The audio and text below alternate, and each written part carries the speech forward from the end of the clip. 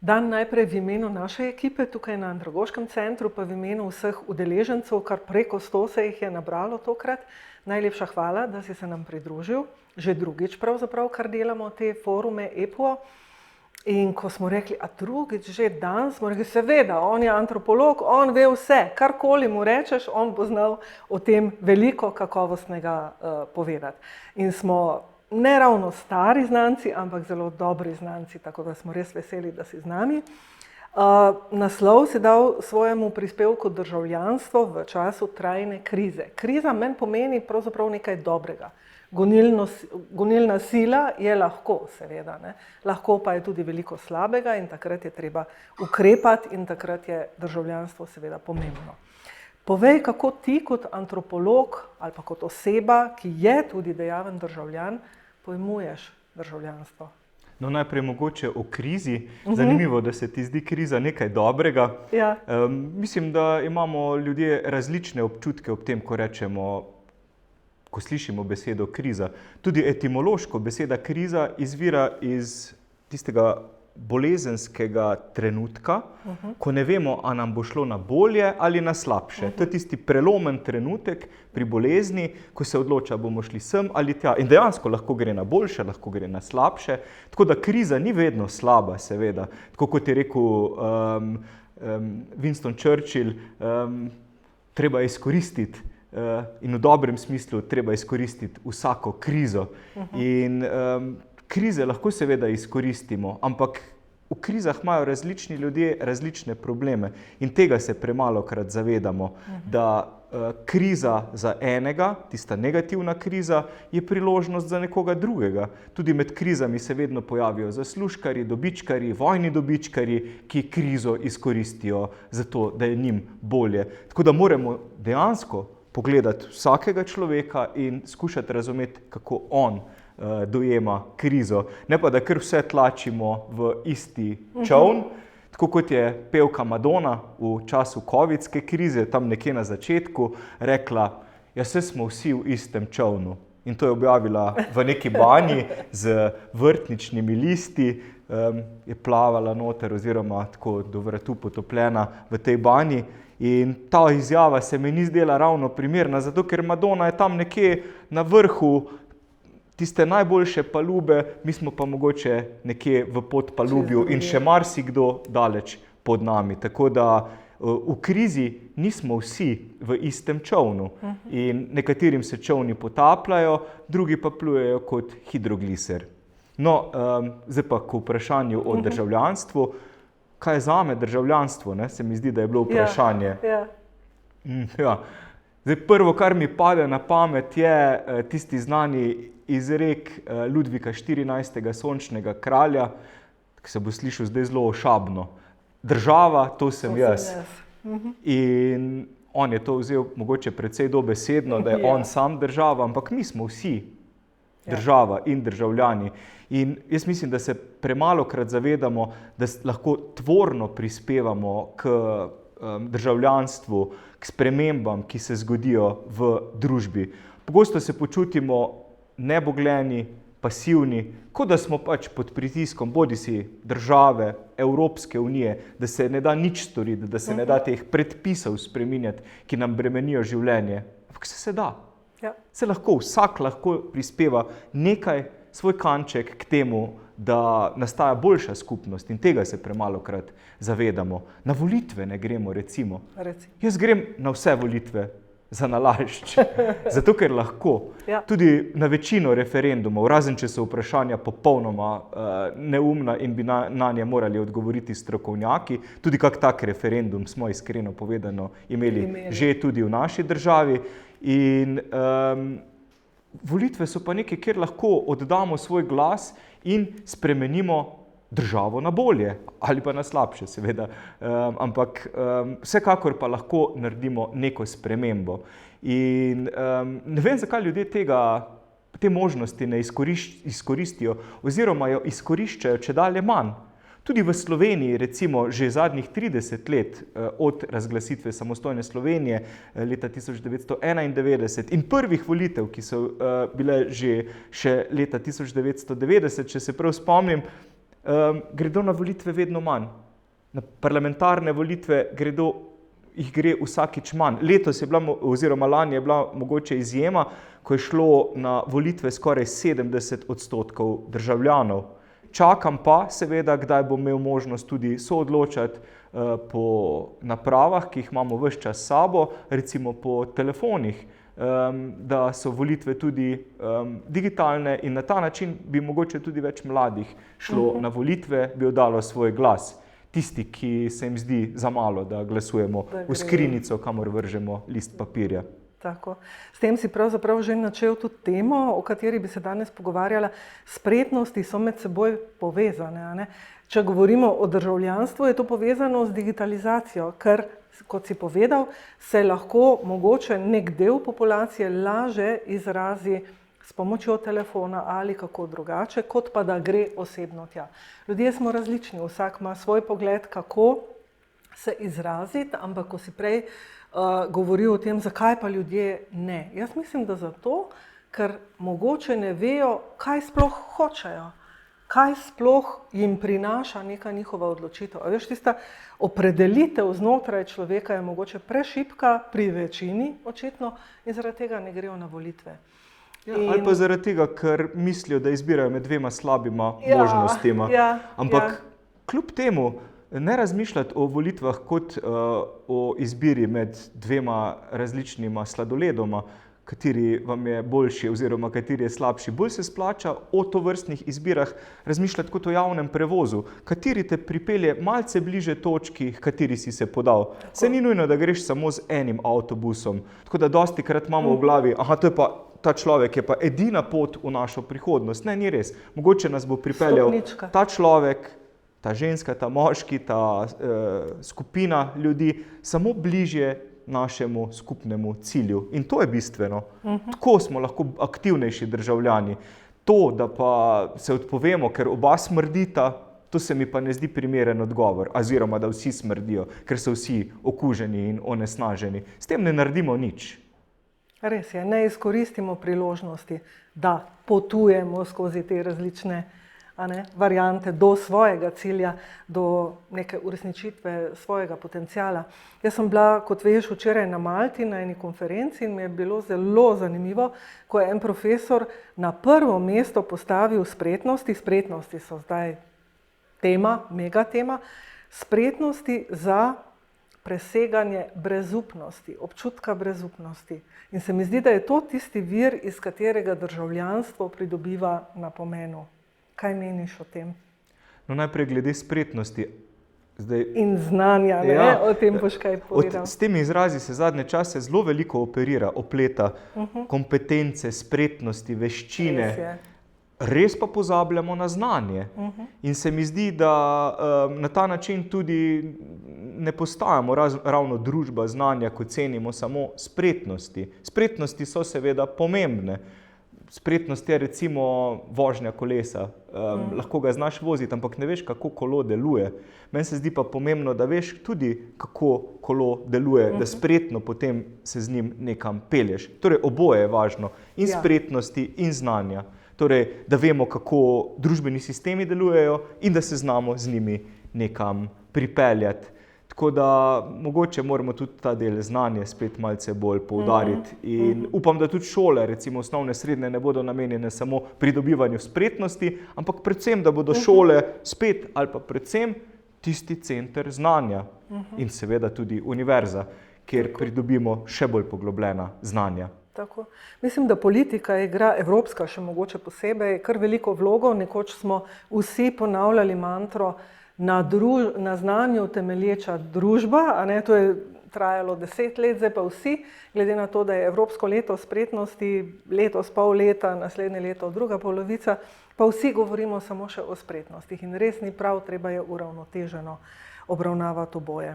Zdaj, dejavno državljanstvo dejansko povezujemo ne več z neko politično vzgojo, kot v starih časih pri nas, ko je to imelo kar neko negativno konotacijo. Mi smo imeli predmet, recimo družbeno-moralna vzgoja, ki je bila v bistvu naslednica oziroma naslednik ta predmet samoupravljanja s temelji marksizma. Ja, tako, pa politična vzgoja. Pa to je res nekaj časa državljanstvo kot tako, civic skills, citizenship v angleščini, potiskalo ob rob, ampak mi tukaj tudi na Andragoškem centru to razumemo kot tisti 4. steber, če imamo učenje za biti, osebni razvoj, učenje za pridobivanje znanja, kot 2. steber, učenje za delo, da se usposobiš za opravljanje nekih opravil, high-tech ali pa čisto preprostih, in učenje za živeti skupaj. In tako zdaj v zadnjem času pojmujemo državljanstvo.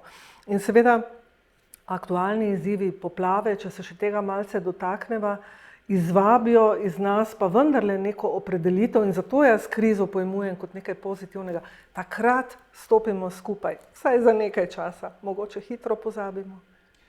Veš, kaj me skrbi? Živimo v času trajne krize. Najprej smo iz pandemije prešli v vojno v Ukrajini in virus je zginil iz naslovnic, zamenjala ga je vojna v Ukrajini. Potem smo iz vojne v Ukrajini prešli v energetsko krizo, iz energetske krize smo zdaj prešli v poplave, nova kriza za Slovenijo. In za Grčijo, kjer so se ravno tako zgodile poplave, povodenj in ujma. In krize ni konec. Pač kriza je bila, kot sem rekel na začetku, neko prelomno stanje, neki trenutek, ko si vedel, zdaj gremo pa sem ali pa zdaj gremo tja. Zdaj pa kar naprej gremo sem ali tja. In smo v času trajne krize. Sej, če malo pogledava v zgodovino nazaj človeštva, v bistvu ves čas živimo v času trajne krize. Mogoče od začetka človeštva, zadnjih 200-300 tisoč let živimo v krizi. In tudi če pogledava samo prejšnjo stoletje, recimo Prva svetovna vojna, potem gospodarska kriza v 20 letih, Druga svetovna vojna, potem v 70 letih spet gospodarska kriza, potem razpad Jugoslavije, nastanek Slovenije, spet kriza, potem leta 2001 padec Svetovnega trgovinskega centra, napad na Združene države Amerike, spet nova kriza, terorizem, 2008 gospodarska kriza in tako naprej do danes. Vmes je bilo malo časa, malo predaha, Koliko? Malo, ampak zdaj ga pa ni več. Vse smo imeli vmes tudi tako imenovano migrantsko krizo oziroma prebežnike, ki so se zatekli v Evropo leta 2015. Kar naprej živimo v krizi in mogoče ni kriza ravno tu, takrat si potem oddahnemo, če se nam ne dogaja ravno pred nosom, ampak zdaj se nam pa dogaja kar tudi kolektivno. Recimo podnebno krizo smo kar malo potlačili pod preprogo, zdaj nam je dobesedno padlo vse skupaj na glavo, za nazaj mogoče. In jaz mislim, da moramo začeti razmišljati malo drugače o krizah, mogoče o tem, da se enostavno sprijaznimo, da je kriza normalno stanje človeštva in da nas za vogalom čaka naslednja kriza. Kar me izjemno skrbi pri sedanjih poplavah je to, da smo zdaj res solidarni, dobrodelni in pripravljeni pomagati ne samo sosedom, ampak tudi neznancem, ki jih je prizadela ujma v Mežiški dolini, v Zgornji Savinjski dolini, na Škofjeloškem in vseh drugih krajih, ki so bili hudo poplavljeni in prizadeti. Skrbi me to, da bi ti ljudje, ki so zdaj v fokusu, ki so pod žarometi, potem izginili iz fokusa in se bo fokus preusmeril drugam. In to se dogaja kar naprej. Tudi na Hrvaškem, v Petrini, recimo, kjer je bil potres pred 2 letoma in pol, kjer je bilo 41 tisoč hiš porušenih na območju Banje, še vedno na stotine ljudi živi v kontejnerjih, v zabojnikih, ki so očitno postali neka univerzalna rešitev za to stanje trajne krize. Kako rešujemo krize? Ja, s kontejnerji. Kje smo se testirali za COVID? V kontejnerjih, ki so jih postavili na hitro, zato da smo se tam testirali. Kam nastanimo začasne delavce, ki pridejo v Slovenijo? V kontejnerje. Kam so dali ljudi, ki so v Petrini in so bile njihove hiše porušene? V kontejnerje. In kontejner je odgovor na vsako krizo. Kontejner je v bistvu tudi neka res naprava ali pa nek sistem, sploh ne bom govoril, da je to samo stvar, ampak je sistem, ki svet spreminja mogoče bolj kot telekomunikacije, kot sateliti za navigiranje. Zakaj? Zato, ker so vsi kontejnerji univerzalnih oblik, dimenzij, vsi so enako veliki, samo nameni so različni. Lahko bodisi van damo prebežnike, begunce, lahko v njih izvajamo testiranje za COVID, lahko v njih damo ljudi, ki so izgubili svoje domove, lahko pa so tu tudi neke luksuzne hišice, recimo mobilne hišice, kamor gremo na morje, so dejansko kontejnerji in zanje plačamo 200 € na noč. Ne? In to je več kot imajo tisti ljudje, ki so v kontejnerjih v Petrini pokojnine. In to je ta nenavaden paradoks, da naša življenja postajajo kontejnerska življenja. Rodimo se v neke vrste kontejnerju, to je naše stanovanje, živimo v kontejnerju, ko umremo, nas dajo kontejnerček, ki je žara ali pa krsta, na počitnice gremo v kontejner, ki se mu reče mobilna hiška, smeti mečemo v kontejner, vse je vse bolj univerzalno, standardizirano, homogenizirano, globalizirano. In zato pravim, da je kontejner izjemno pomemben izum, ki je spremenil naše življenje. Tako da, meni so ti prizori iz Petrine, kjer sem bil pred par meseci, kot deloma z raziskavo, deloma kot prostovoljec Rdečega križa, res pustili tako v meni globok pečat. Prvič zaradi teh obiskov ljudi tam na terenu, ki težko živijo. Mislim, predstavljate se, da ko dežuje, vam res ropoče, ves čas pada po glavi, slišite, kaj se sosedje pogovarjajo, ko se pričkajo, vse slišite. Vročina, omejenost, mislim, res ste blizu drug zraven drugega. In kar mi je bilo pa najbolj srhljivo in nenavadno pa je, da so jim zraven postavili še kontejnerski nakupovalni center, oziroma center za sprostitev, bi lahko rekli, ki je, mislim, da zgrajen iz tam približno 100 kontejnerjev, ki so naloženi tako v dveh plasteh, eden na drugega, in tam noter imate prodajalno hrane, restauracije, zavarovalnico, frizerja in vse ostalo, kar potrebujete v življenju. In to je neka spet začasna rešitev, ki je očitno postajala trajna. In tako malo ironično se ta center imenuje Center novega života, torej središče novega življenja. Pravijo mu domačini sicer šaren grad, ker je tako pisano pobarvan, ne? Ampak to naj bi bil center novega življenja. In to je neka začasna rešitev, za katero se vidi, da bo ostala tam. Ljudje so se jo že navadili. In jaz mislim, da se tudi navajamo vse bolj tega kontejnerskega življenja. To je mogoče tista bolj negativna posledica te krize, da zaradi nje postajajo naša življenja vse bolj uniformirana. In se to ni samo na Hrvaškem, pa v Sloveniji, seveda te kontejnerje so v Petrinjo pripeljali iz Turčije in zdaj tudi po njihovem potresu prosili, če jih lahko vrnejo, ne? Ker so imeli tudi tam potres na meji s Sirijo in je treba te kontejnerje odpeljati tja, tako da ljudi zdaj skrbi, ker bojo morali ven. In to so tudi, ne vem, ženske tam, v glavnem smo se s starejšimi ženskami pogovarjali, stare 60, 70, tudi čez 70 let, ki ne vejo, kam bojo šle.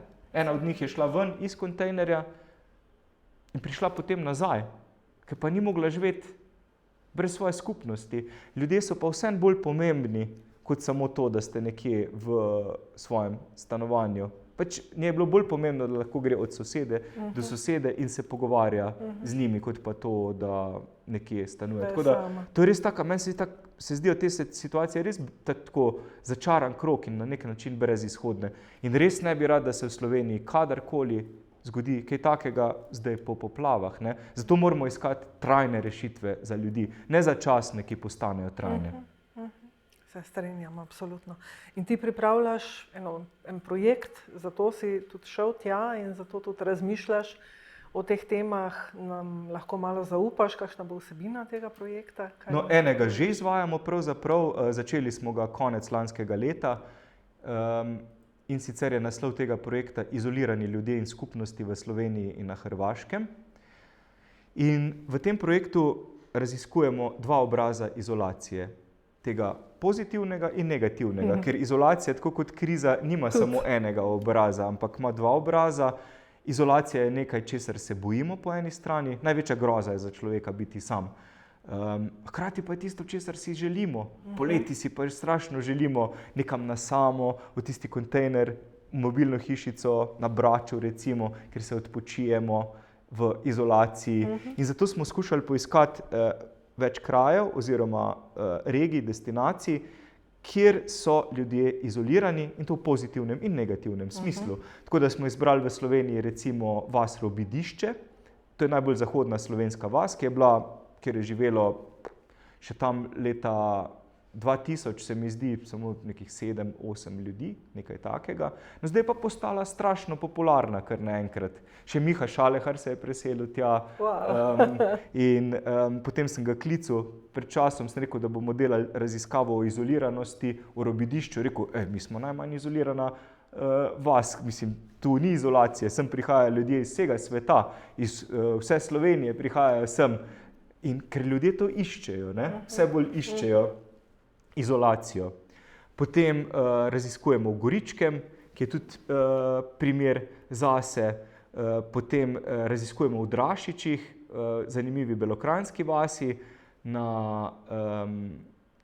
kjer je znana tudi po vinu, vinarstvu, eni boljših pridelovalcev vina so tam. Hkrati pa se tam vzpostavljajo izjemno zanimive prakse, ki se jim res splača posvetiti tudi raziskovalno. Vinska banka recimo, ki funkcionira po načelu neke skupnosti, zadruge, kamor še vedno zlivajo ljudje vino v skupne sode in potem si napišejo na rovaš, bankirji, koliko ste stresli oziroma zlili vina noter in koliko ga vzamete ven. In to je ena institucija, ki še vedno funkcionira v Drašičih.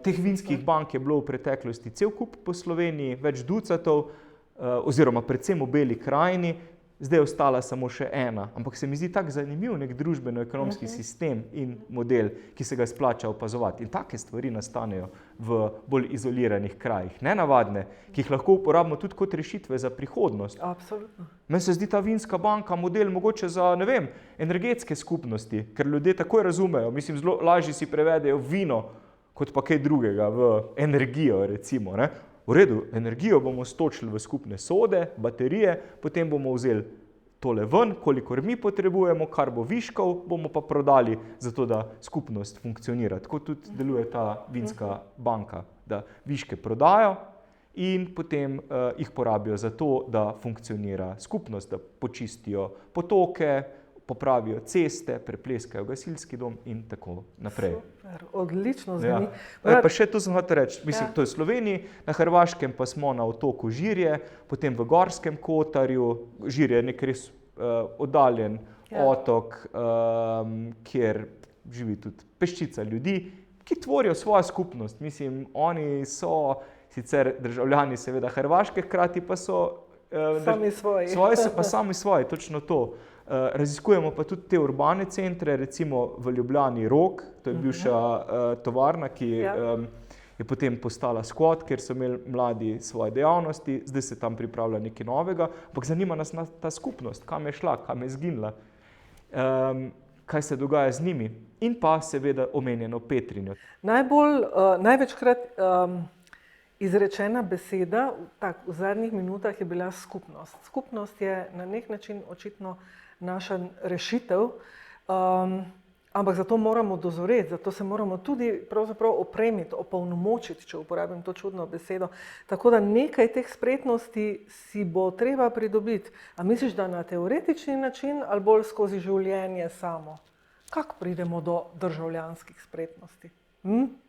Meni tudi ta beseda, mimogrede, opolnomočiti ni najbolj všeč. Tako me spominja nekaj, kot da napolno močimo ali pa zamočimo. Ne vem, ne zdi se mi primerna oziroma čudna, se mi zdijo, pa kar naprej uporabljamo. Pa takih besed je cel kup, to so neke floskule, se mi zdi, ki jih uporabljamo. Opolnomočenje, veščine, kompetence in vse drugo, ne vemo sploh, o čem pravzaprav govorimo. No, sem pa zelo vesel nečesa, da je par besed zdaj med temi poplavami, med to krizo priplavalo na dan. Vesel sem tudi, da so malce pod površino ostale tiste stare zamere. Zdelo se je, kot da je Slovenija popolnoma razdvojena, kot da, ne vem, eni razmišljajo tako, drugi razmišljajo tako, kot da nimamo nič več skupnega. In škoda po svoje, da nam more pasti na glavo nebo, zato da začnemo spet malce bolj sodelovati, razmišljati o svojih skupnostih in o tem, kako pomagati drugemu, se nekako malce ukvarjati z lastnimi problemi in pogledi. Ampak na plan so priplavale dejansko besede skupnost, solidarnost, sočutje. In jaz mislim, da so to ključne 3 besede v času, ne samo poplav, ampak še neke druge krize. Krize nastanka novega življenja, umetne inteligence, če o tej umetni inteligenci seveda razmišljamo na ta način. Max Tegmark, en od glavnih teoretikov umetne inteligence, mu pravi življenje 3.0. Torej, mogoče smo na pragu nečesa novega, res revolucionarnega, kar zna, in po svoje se mi zdi tudi to dobro, razsrediščiti človeka iz te njegove centralne pozicije v sistemu. Mogoče pa nismo središče sveta, mogoče nismo krona stvarstva in mogoče je to zavedanje celo na nek način lahko dobro, da obstaja nekaj, čemur pravimo umetna inteligenca, ki zna naloge reševati bistveno hitreje in bolje, kot jih zna reševati človek. Ker se v tem trenutku začnemo tudi zavedati, da mogoče pa človek ni samo to, čemur nekateri pravijo inteligenca, mogoče bi bilo pravilne inteligentnost, ampak da nas tvori še marsikaj drugega. In jaz mislim, da nam prav v času umetne inteligence manjkajo te besede.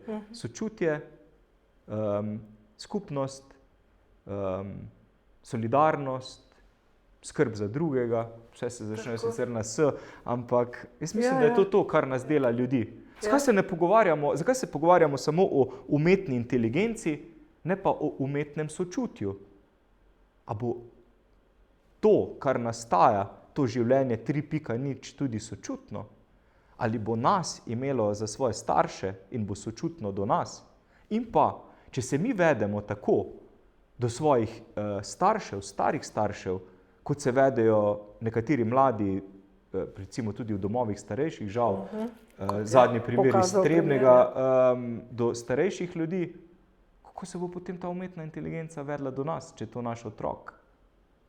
Mogoče bi bilo pa prav, in jaz to počnem, ko se pogovarjam s ChatGPT-jem ali pa s kakim drugim orodjem, ki temelji na umetni inteligenci, jaz se zahvalim tej rešitvi, na koncu ChatGPT-ju rečem hvala lepa, res dober odgovor, zato ker se mi zdi to vljudno in hkrati tudi učimo tega, pogojno rečeno, res v narekovajih, našega otroka, ki nastaja mogoče na tem planetu, da je lepo se zahvaliti na koncu, ne pa da je dobro nekomu primazati klofuto z besedami, ker mogoče se moramo tudi na ta način zavedati, da smo vsi skupaj starši, ne samo svojim otrokom, ampak tudi svetu, ker to je nekaj, kar delamo skupaj, te rešitve.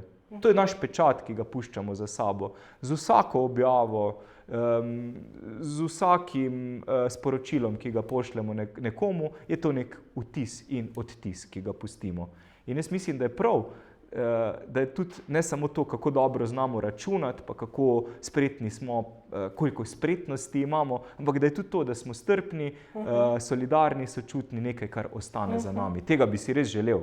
No, tako, tudi če nas ni več, tudi če se zdaj poslavljamo počasi od sveta, bi si želel, da je nekaj, kar ostane za nami, vsaj to, da niso samo neki zapisi in knjige, ampak da je tudi sočutje, ki smo ga ustvarjali tu, na tem planetu. Bravo. Mislim, da ni lepšega konca, zaključka tega najinega pogovora, kot ravno kar izrečeno. Sočutje, solidarnost, kaj je bil še ta tretji S? Skupnost. Skupnost, seveda, kaj pa drugega? Pa res to potrebujemo, no? Ne vem, mislim, zato se imamo tudi dobro. Zato smo bolj zadovoljni zaradi vsega tega. Težko smo zadovoljni kot tista atomizirana bitja, ki so večino časa pred zasloni, bistveno bolj zadovoljni smo, se mi zdi, če smo skupaj z drugimi, če si delimo izkušnje, če si delimo srečo in zadovoljstvo, ker to je nekaj, kar bolj ko deliš, več je tega. In tega se je dobro spomniti v trenutkih, ko so nekateri izgubili vse. Vse hiša, ki jim je odplaknilo, ni samo hiša, je še vse drugo. Delo, trud, spomini, vse to je tam in vse to je zdaj izginilo. Do teh ljudi moramo biti pa še posebej sočutni in razumeti, da so tudi oni del naše skupnosti. Ne moramo jih kar pozabiti tam nekje, ko bo fokus drugje na kakšni drugi krizi. Tako da to pa res opozarjam in prosim, bodimo tudi strpni, solidarni tudi do tistih, ki jih ne vidimo, tudi do tistih, ki jih kamere ne pokažejo. Takih je sploh veliko. Tistih, ki jih je sram zdaj reči, da jim je hudo, ki jim je nerodno zaradi tega, da bi prosili za pomoč. Tudi tistim je treba pomagati. Ne samo tistim, ki so najbolj glasni. Res je. Najlepša hvala, Dan. O dobroti, ki je pravzaprav tudi beseda, ki je ves čas v ozadju, bomo pravzaprav še veliko govorili prav na tem forumu. Hvala za te spodbudne besede. Potencial imamo s krizo, tole trajno krizo. In prav je, da za vsem, kar premoremo, kar smo, iz krize potegnemo najboljše. Hvala za povabilo, res iskrena hvala. In vsem, ki ste naju spremljali, jaz mislim, da smo lahko skupaj tudi nadaljavo. In hvala, ker to kar naprej dokazujete. Se mi zdi to izjemno pomembno, kar počnete. Hvala lepa, z največjim veseljem.